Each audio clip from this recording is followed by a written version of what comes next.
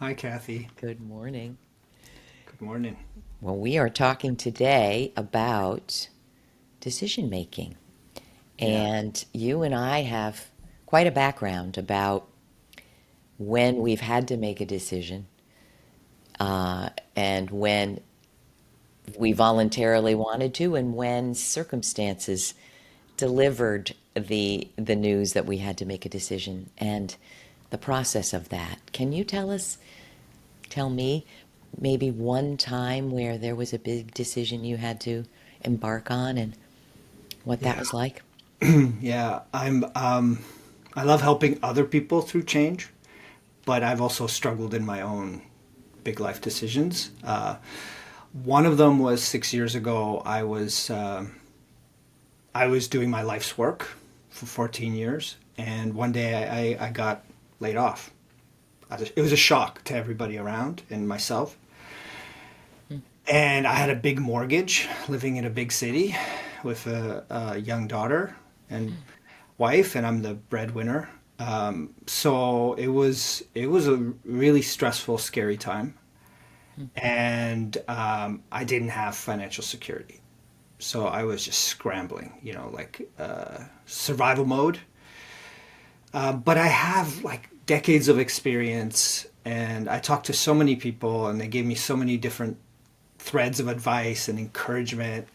But I had to make a decision of like, what am I going to do? Am I going to go look for another job in another company? Am I going to go into private practice, launch my own brand? A lot of risk in that. And I guess in the end, I knew what I needed to do. But what I found really helpful was having one person to hold me in that crucible of that decision. Well, Somebody who was seasoned, who I looked up to, who had gone through lots of changes like this, and to rest in their guidance, for them to lead me through a process of this is how you make a decision that is deeply consequential, right? Life changing. well, And how you deal with the consequences once you've made that decision, how you live into it, how you deal with the anxiety, the doubt, all that stuff. And I also was fortunate that I had community. So I had several people that I counted on almost daily to hold me through that and help me to not panic and not get overwhelmed too much and actually it took several, maybe 30 steps, ultimately to go through this process and land in a new career, really. So I'm really grateful for that I had that. Yeah. what a gift. And Yeah. how smart you were to pursue that. Well, I think that's the gift of when we're in the work of watching other people go through it, and I get to learn from all of the mistakes we all make, right? That's it. To isolate, to waffle back and forth, to you can get really stuck in different stages of overthinking, overanalyzing, or dreaming too much about it. And sometimes people rush and they make a decision and then there's a huge regret. I've seen a lot of people switch careers, run out of money, and then go running back because and they feel defeated, right? Because Right. they didn't take the time to really set things up for the next stage of their lives. So I learned from a lot of that, watching that day in and day out, to know, okay, I need to set myself up right. Yeah. Wow, what a story. Sounds like you did it. Yeah, I'm really grateful. And my wife has been tremendous. She encouraged me to take the risky path, the less traveled The path. less traveled path. How Yeah. wonderful that you had that support. Yeah. That's so important. So important. So important, right? Yeah. Yeah. Well, yeah, I'm gonna add something else here too, Kathy. Is like, how do we help other people in our lives, our own partners, our friends, our family, when they're going through a big life decision? How do we support them? I think that's another piece of the puzzle too, is to go through our own big life change, but also to know how to be a powerful presence in the lives of people we love as they're going through theirs. There's a corollary to that too, that we're both in the helping professions. Mhm. And what I think we each have to be careful of is, let's say we've made a big mistake because we didn't have the map of the decision plan that we needed. Or sometimes it doesn't go well. I mean, we're not in control perfectly. Yeah. But often, if we look back on the steps we took, there's where there was a blind spot. There was, and I have a story that a lot of people have heard, but what, when you're in the helping profession, but even with your own family, your children, your spouse, your friends, it's important not to project the fears that you have Right. onto others, because it's not unilaterally going to happen to them the way it happened to us, Yeah. right? Or to think that, oh, I know you, so I know what's best for you. I know Yeah, that you're so exactly. good at this. You should do this, right? I think that's the trap is we can get influenced by people who don't have the skin in the game. Right. It's really easy to be on the sidelines and make Or prognostications and yeah. don't have the fortitude to either watch us go through it or even think about being impacted by a Yeah. decision that can feel risky. Yeah. Right. There's a lot to making a life decision, a life or career decision. Yeah, and stepping through it and actually living into it because it doesn't turn out most of the time doesn't turn out exactly how we thought too, right? And how do we It can reconcile be with a that? blessing and sometimes not. Yeah. Can I share about Please, mine? The so big, and I let me think, ask you, Kathy. Let me can't set this wait. up. Yeah. Um, Okay. and I think there are several, of course, big major decisions. And I Yeah. think those that go swimmingly, like my husband, my ex now, thank goodness we're amicable, had two beautiful children and it did go swimmingly in many ways. You Mm. don't even stop to think and analyze that decision process as much, I think. I don't know. Yeah. But Yeah. I would say the biggest life decision for me, there were mistakes embedded in it, but I'm so grateful for the whole thing. But it was that I had an 18-year corporate career, successful on the outside, but emotionally very Yeah. difficult times, right? Yeah. People have heard me say sexual harassment, gender bias, toxic colleagues, narcissistic bosses, hard stuff that I Yeah. was Which is not. extremely common, unfortunately. Extremely common. And Yeah. and back then it was, I think, a little more common for women to be really marginalized Yeah. at senior levels. But I didn't understand what was happening, and I didn't get help, and I didn't tease it out until Mm. very late in the game. But Mm. long story short, I believe that when we don't take forward movement for ourselves, the universe will step in, whatever way you want to say it, and Yeah. give us something to shake it up, that Hmm. big disruption. And so 1 month after moving to a bigger home in a more affluent community with my family was 9/11. And 1 month after that, I was laid off in a way that was such a shock because I had had promotions. Yeah. But the bigger shock was that I felt like I could not return to that identity that way. Hmm. There was no turning back. No turning back, but yet no forward vision either. Yeah. And I'm sitting in my therapist's office. I literally have told this story 2,000 times because it's amazing how one sentence can change your life. But he said, I know from where you sit, this looks like the worst crisis you've ever faced in your adult life. But from where I sit, it's the first moment you can choose who you wish to be in the world. Mm. Who do you want to be? Mm. Nobody had ever asked me that. They'd asked, what do you want to be? Hmm. And I spit out, I don't know, I want to be you.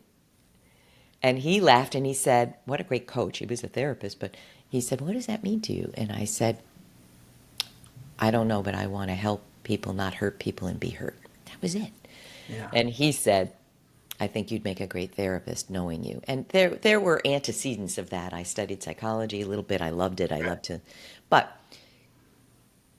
making that decision, I think I left his office and said, I'm going to research this. But I researched it for half a second. And I spoke to only, wealthy, successful therapists, not what the living reality can be. Hmm. It felt so right. It felt so freeing. I interviewed at two universities. One I didn't like at all.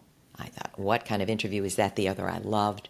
And I thought, I'm going to be the oldest person in the room, 41. And of course I wasn't. It was a lot of corporate refugees. But the decision, I think, crystallized very clearly. But I made mistakes in that decision, Right. which is I adored the training, but the living reality of it was not a great fit for me. But Right. I didn't vet that, and I Yeah. put all the eggs into one basket. So I now call that, and I see a lot of people do that, the pendulum effect, where when Hmm. we're broken down in one direction, we just go Yeah. off into the farthest ends of the world. So for me, therapy and coaching were quite Yeah. different. Yeah. The problem with that is if you don't change yourself, pretty much the same things are going to happen. Right. So Yeah. the decision making process, it can't really be done in a vacuum. We also have to look at, now hang on here, what contributed to all these challenges? What sustained all these challenges over here? Yeah. And how can I make sure that they're not going to be repeated when I become a, whatever it is, a dancer, a plumber, a writer? Yeah. Yeah. So, but I would say what helped me, he saw, I call it seeing the vision of me before, seeing the vision of you before it's hatched. He saw that. Mhm. And he thought, why not? And so did other people, that I spoke to. Of course, that's a doable transition. Mhm. So I had someone see the vision of me before it's hatched. I had the help of an incredible university, Fairfield University, a wonderful community of people doing the same thing, so Mhm. many of them in their Mhm. 40s saying we need to change. Mhm. The mistakes were having blinders on about the living reality that I was stepping into. I didn't really Right. want to look at it. Yeah. I wanted to run. I Yeah. wanted to flee. And I Yeah. did love the process of learning. Yeah. So I've learned from that. And now, we both help a lot of people in a lot of ways. We have frameworks for helping people. And Don't you can run. you can see those blind spots and kind Right. of learn from your own experience and from your clients to go, oh, don't forget this. That's This right. part is really important. That's Yeah. right. And part of it is doing the work Yeah. to strengthen yourself Hmm. for readiness to do what you want to do. Hmm. Right? Yeah. That's really inspiring, Kathy. And Thank you, I John. know that pendulum effect is, I see that all the time with my clients In and relationships, in too. relationships, this marriage isn't working. We need to leave. There needs Right. to be I'm this out. radical in or out thing. And, I also wish to say that hearing your story for the second time, I'm struck by the wisdom of you making that decision, the courage, and also that over time you recalibrated and you found that center that was more, instead of being a therapist in this context, you found your way of helping that was more attuned to who you were. And I know sometimes people overshoot and then it can take time to get to that. And I know, like, I'm curious about how you got that second part of the story too. Is like, so you tried therapy, didn't quite work out. How did you recalibrate towards what you're doing now that feels much more aligned? What was helpful there? Thank you. What a great question. So I realized that this is so interesting to me. My own life is so interesting. Huh. Personal growth is so fascinating to me. But as I started doing it and launched a therapy practice with several great people, and I think what I started to see was when women would come in with professional career issues, somehow I was really lit up. Mm-hmm. And I think because there was such symbiosis, I understand you in a minute. Men too. Yeah. But I started to see when people would come with career issues, I would be excited to look at my calendar and see today's going to be an interesting day. I'm going to love it. Yeah. And what I realized from that is related to the pendulum piece. Often, when you've spent 18 years doing something, there's a reason. You don't hate all of it. There's a reason you went into it. Maybe it's not suited to you now, or maybe it never was. But rather than chuck your entire identity, what about a shift where some of what you actually enjoyed? I mean, I truly enjoyed my work in corporate life. It was mostly the personal stuff, how I was treated or disrespected or passed over or Yeah. It was that kind of Hmm. issue I had, not the actual work, and also the sense of meaning. I wanted to help in a bigger way.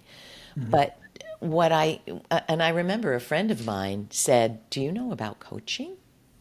And it was new then. I'm like, "What's coaching?" Hmm. Mike Jaffe is his name. And I said, "Let me figure this out." And interestingly, some of the educators in my master's in marriage and family therapy said, "Don't mention coaching here." I said, "Why not?" And I think they saw it as a competitive thing or a threat. Hmm. So I learned I can't really talk about it, which was interesting. But I found it, I trained in it, and it allowed me to bring forward the things I loved about being a corporate Right. So professional. you found a path where you could be more whole. You I could bring your corporate Yes. experience and the therapeutic experience, and you could bring all of you to that path. Yes, and the third Yeah. thing was, I was an English major, but I never really believed I was a writer. I thought I might be in publishing, helping birth other authors' ideas. Yeah. And then I started saying, maybe I can write. So I had like 200 followers on my little blog Mhm. when and this is I think part of what you're talking about, community. I followed this organization called 85 Broads because they were on Broad Street and it was a women's networking. It was amazing. And they had a Forbes blog, Mhm. which was brand new back then, online, the online contributor platform. And they said, "Hey members, if you want to submit an article, we'll accept, if we accept it, we'll publish it." So I think I did two, and the second one went viral.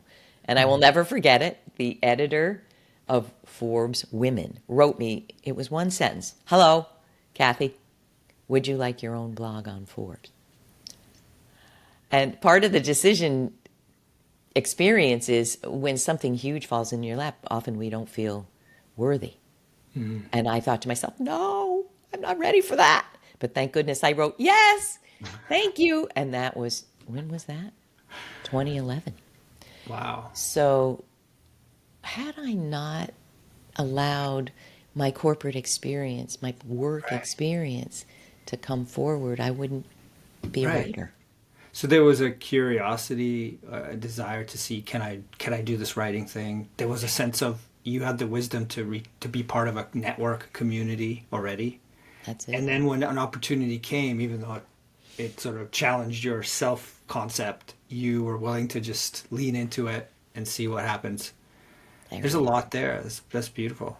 Yeah. Thank you for asking those questions. Yeah. So what we're teasing out here is decision making. It's not a linear process. I mean, No. we have a proven map for it, but there are so many elements that I think alone and in a vacuum, it's very difficult to tease those out. And Mhm. also, I often say, not everybody is somebody you should listen to. Maybe Aunt Gladys saying, "You're going to leave that well-paying job? Are you nuts?" Yeah. Sometimes maybe that's good Well, advice. Maybe like it you know isn't. what I find interesting with that is when people give you advice, it's usually helpful. It's just we don't know how to sift through it. We don't know how to weigh it. Yeah, it is helpful. I've seen so many people who I wish they actually followed Aunt Gladys's advice. Like, yeah, yeah, I've got a few $1,000. I could do this. I'm gonna be a success overnight. Yeah, yeah, I'm doing this bold new thing that I've never done before. I've got like a runway for 2 months. It'll be fine. I'm like, whoa, no, Yeah, slow down. right. You need some more cushioning. All the successful people in the world have trust funds, or they have a cushion, or they built a bridge across the chasm, and that's not going to happen in a month or two. Right. That's wishful thinking, right? This whole That's like right. just follow your passion.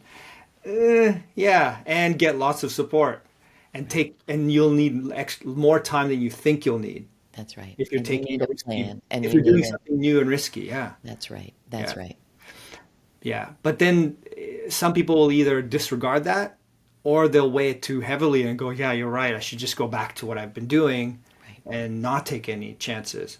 And so I think this is where discernment and seasoned guidance and having someone like ourselves who can go, okay, that usually takes this about a time. There are usually 100 steps. You think there are only 10, and let's see if this is the right path for you. And if it isn't, let's pivot. And if it is, let's plan accordingly. Right? I love it. So you succeed. And, I'm studying disruption right in this moment Mm, and reading the book Disrupt Everything and Win by mm, Patrick Ledden and James Patterson. And one of the things that they bring up is what, I think James asked this question, what is a good life? mm. What is good living to you? What makes a good life to you? Yeah. And I think that it's important to tease that out, Yeah. yet not make all sorts of assumptions about how that has to look Mm, before we do some vetting and exploring yeah. and researching. There's Mm, many ways we can have what our heart desires. yeah. You know, So there we go.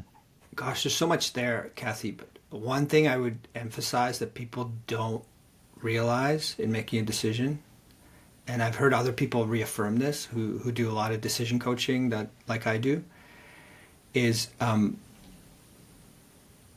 you have to get clear about your core values, and you have to discover which are the most important, because it can't all be important. That's the usually the hard part is you're conflicting with different. I want more money. I want this. I want that, and you can't have it all. You just can't. Life is not like that, right? You're not God, so you have to decide. And the word decide in Latin means to kill off all the other paths. Wow. So in a sense, you have to decide and put your commitment behind what matters most. Right. But the problem is most people don't know what their core values are. And if they're clear about their core values, they're often not in the right order. Mhm. So most people, and there's a big study that found this out, most people put community and friends and living close to family really low on their list. Wow. They go, oh yeah, it's important, but it's laid down here. And they put like money and status and all these things that you think you should want, right? When they make decisions based on that, the studies show that they're unhappy about their decision. Wow. When they make decisions based on where your family and friends live, where there's community, people are happier. But we live in a society where we're kind of conditioned to adopt certain principles and values and not really know what matters to us till we're much older. That's why, when you see people who are dying, they have it really clear in their mind, right? Absolutely. Friends, family, number one, that I was true to myself, number one, number two, that I loved fully.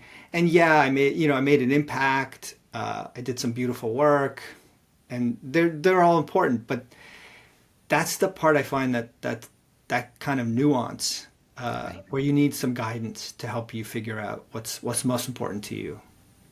And there's another piece, which is we're not always going to be the age we're at right now. Mm-hmm. And time does change us. Now, we can't try to predict how that will be, but sometimes I see people making rash decisions, and it's a bit in a vacuum.